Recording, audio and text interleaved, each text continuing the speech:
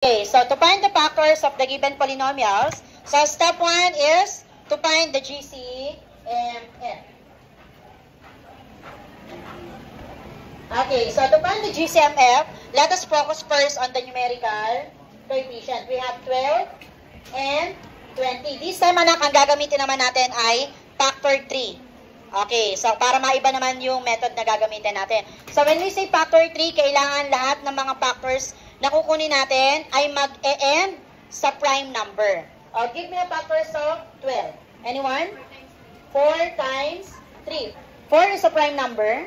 No. Factor ulit natin siya kapag hindi siya prime number. Give me a factors of 4. 2 times 2. 2 is a prime number? Yes. And 3 is a prime number? Stop na tayo dyan. Proceed naman tayo kay 20. Give me a factors of 20. 5 times 4. 5 is a prime number. What is the factor of 5? 5 times 1. Meron pa po ba? Therefore, 5 is a prime number. Proceed naman tayo kay 4. So, factor ulit natin. Anong factors niya?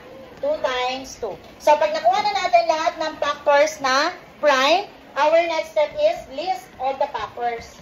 The prime factors, ang tawag dito anak ay prime factors. So, ano yung mga prime factors ni 12? This will become 2 times 2 times 3. Dito naman po, 2 times 2 times 5. Then, after that, encircle the common factors. Ano yung common nila? 2 and 2. Anong gagawin natin dyan? Ita-times natin. 2 times 2.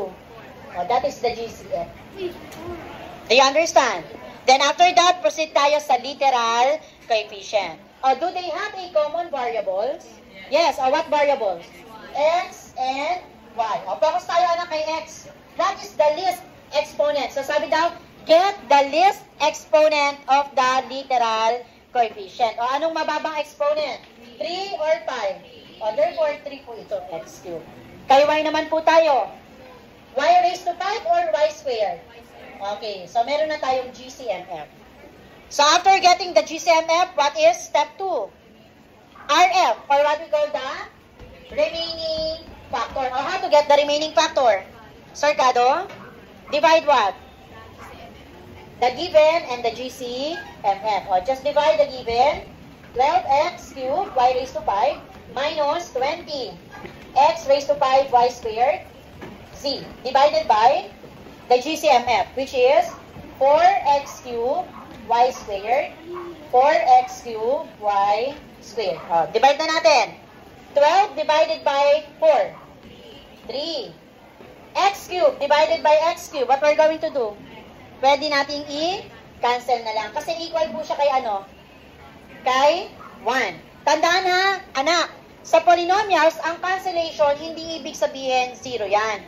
Ang cancellation equal kay 1. Kung si 1 ita-times ko kay 3, anong sagot? 3 pa rin, kaya hindi na isinusulat si 1. Okay, next. Y raised to 5 divided by y squared. Ano pong gagawin kay y?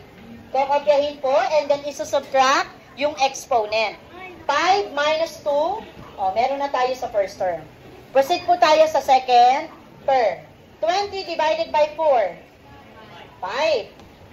X raised to 5 divided by x cubed. X, ano pong gagawin sa exponent?